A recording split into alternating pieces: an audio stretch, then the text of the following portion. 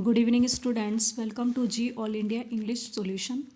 Today we will discuss some important questions related to TGT and PGT. Day 3. His first meeting with S.T. Coleridge. William Wordsworth की जो first meeting S.T. Coleridge के साथ हुई थी, मैंने आपको ये क्वेश्चन पहले प्रीवियस वीडियो में भी बताया था, वो ब्रिस्टल में हुई थी अगस्त 1795 में।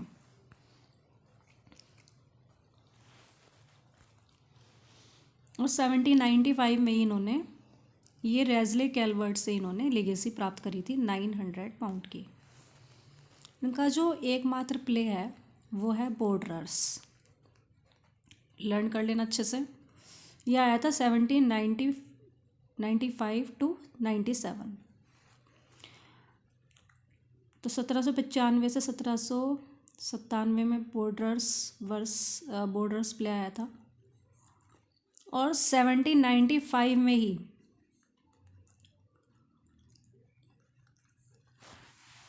ये S.T. कॉलरिज से मिले थे। देखो इस सन को अच्छे से कर लेना। 1795 बड़ा अच्छा ईयर रहा इनके लिए। ये रेज़ले कैलवर्ट से मिले थे। ये उन्होंने इन्हें दी थी 900 पाउंड की लेगेसी। 1795 में ही ये मिले थे S.T. कॉलरिज से। और इसी सन में इन्होंने बॉर्डरर्स जो इनका एकमात्र प्ले है वो लिखा था।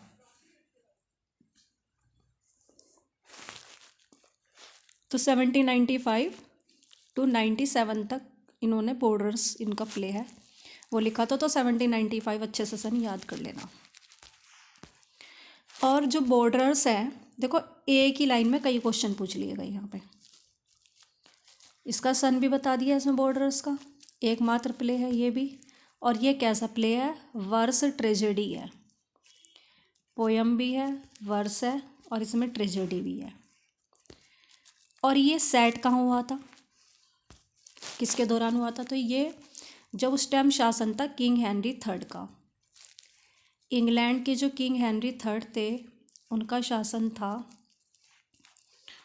तब ये बॉर्डरर्स प्ले इनका सेट हुआ था। और ये एक वर्स ट्रेजेडी है। याद हो गया होगा क्वेश्चन आपको ये। S.T. कॉलरिज इनके बहुत अच्छे फ्रेंड रहे हैं विलियम वर्ड्सवर्थ के। इनका जो घर है ना S.T. कॉलरिज का, ये वर्ड्सवर्थ से ज़्यादा दूर नहीं था इनका घर। और कॉलरिज का घर था नीदर स्टोवे में। तो S.T. कॉलरिज का घर कहाँ था? नीदर स्टोवे में। ये क्वेश्चन भी बहुत अच्छा है, ये देख लो। विलियम वर्ड्सवर्थ ने लिखी थी पीटर बेल। और S.T. कॉलरिज ने वर्क लिखा था एंशिएंट मैरिनर।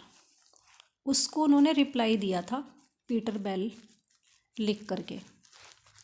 तो विलियम वर्ड्सवर्थ ने जो ये पीटर बेल लिखी थी वो एक रिप्लाई था S.T. कॉलरिज की वर्क एंशिएंट मैरिनर के लिए।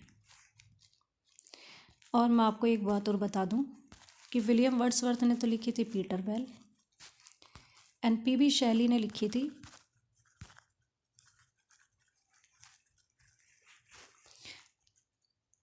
Peter Bell the third. Peter Bell the third लिखा है P.B. शैली ने। और पीटर बेल जो लिखा है खाली वो लिखा है विलियम वर्ड्सवर्थ। और ये रिप्लाई है S.T. कॉलरिज के वर्क एंशिएंट मैरिनर के लिए। नेक्स्ट क्वेश्चन देख लेते हैं।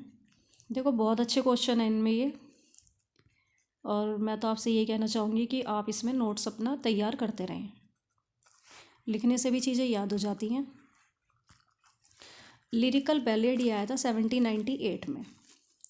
और ये मैनिफेस्टो है इंग्लिश रोमांटिक क्रिटिसिज्म का। तो इंग्लिश रोमांटिक क्रिटिसिज्म का ये क्या है? एक मैनिफेस्टो। और ये आया था 1798 में। और आपको एक बात और बताना चाहूँगी मैं कि 1798 से ही रोमांटिक एज की शुरुआत हुई थी और क्लासिकल एज का एंड हो गया था। विलियम वर्ड्सवर्थ ने जो ये लिरिकल बैलेड लिखा था, इसमें एक्चुअली जो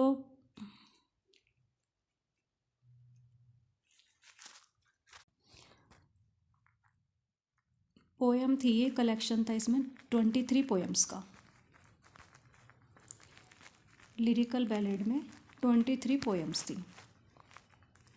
देखो 4 तो लिखी थी एस.टी. कॉलरिज में, यहाँ गलत लिखा गया है। ये 4 तो थी एस.टी. कॉलरिज की और 19 लिखी थी विलियम वर्ड्सवर्थ की। जो सबसे पहली पोएम थी ना, वो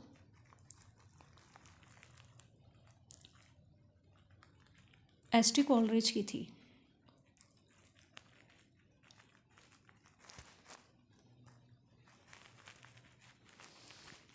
नेक्स्ट क्वेश्चन है, लिरिकल बैलेड का जो फर्स्ट एडिशन आया था वो तो आया था 1798 में, लेकिन जो उनका सेकंड एडिशन था ना वो आया था 1800 में। ये क्वेश्चन भी इम्पोर्टेंट है और इसमें प्रीफेस ऐड करा था उन्होंने। थर्ड एडिशन जो कि आया था 2 साल बाद 1802 में, इसमें अपेंडिक्स इन्होंने ऐड करा था।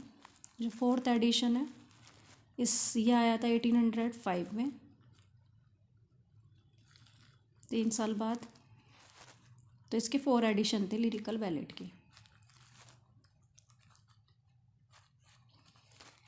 1802 में इन्होंने अपनी बहन के साथ, जिनका नाम है डोरोथी, ये यात्रा पे चले गए थे उनके साथ, डोरोथी के साथ फ्रांस में, क्योंकि अपनी बेटी से मिलना चाहते थे जिसका नाम था कैरोलिन। ये कॉलरिज लिखा गया गलती से, तो कैरोलिन था इनकी बेटी का नाम। एनेट वेलोन जिनसे ये शादी नहीं कर पाए थे, उनसे ही ये बेटी हुई थी कैरोलिन, और ये इनसे मिलने के लिए गए थे। फिर 1802 में ही इन्होंने, देखो 1802 में तो यहाँ पे ये गए थे कैरोलिन से मिलने के लिए अपनी बेटी से। उसके बाद फिर ये आए 1802 में ही इन्होंने शादी कर ली अपनी फेलो फ्रेंड मैरी हचिनसन से। इनके कज़न है ये।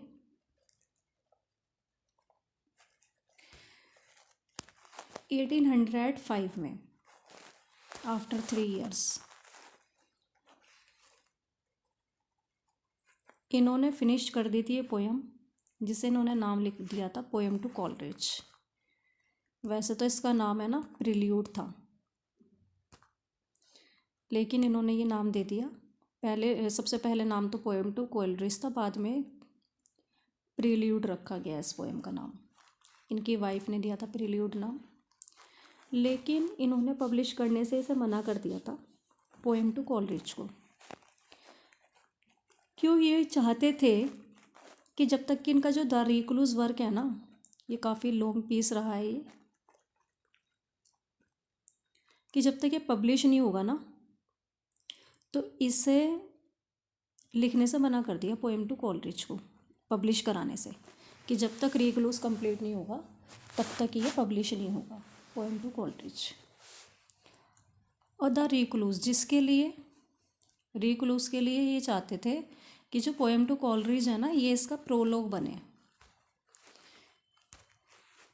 प्रोलॉग में जो स्टार्टिंग में लिखा जाता है। नेक्स्ट क्वेश्चन है, 1810 में वर्ड्सवर्थ और एस.टी. कॉलरिज एक दूसरे से एस्ट्रेंज्ड हो गए, अलग हो गए, because of opium addiction. Actually जो एस.टी. कॉलरिज थे वो काफ़ी अफीम लेते थे, ओपियम लेते थे। ओपियम मीन्स होता अफीम, तो नशा करते थे और बहुत ज़्यादा आदी थे, बहुत एडिक्टेड थे ओपियम के एस.टी. कॉलरिज। इस वजह से विलियम वर्ड्सवर्थ और एस.टी. कॉलरिज के रिश्ते में इनके खटास पड़ गई थी और ये अलग हो गए।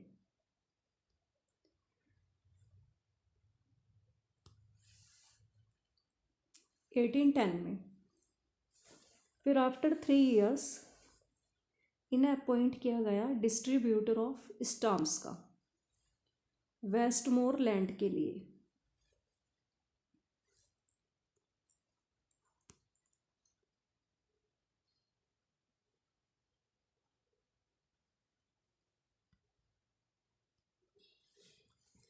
तो 1813 में उन्हें अपॉइंट किया गया डिस्ट्रीब्यूटर ऑफ स्टाम्प्स का। तो स्टाम्प्स का डिस्ट्रीब्यूटर इन्हें अपॉइंट किया गया 1813 में वेस्टमोरलैंड के लिए इन्हें स्टाम्प्स का डिस्ट्रीब्यूटर अपॉइंट किया गया, जो कि एक सिविल पोजीशन है। और वो क्या पे करती थी इन्हें? पर ईयर इन्हें 400 पाउंड्स मिलते थे। 400 पाउंड्स की सैलरी मिलती थी इन्हें हर साल इन्हें। तो 400 पाउंड्स मिलते थे। तो 1813 में क्या बने थे?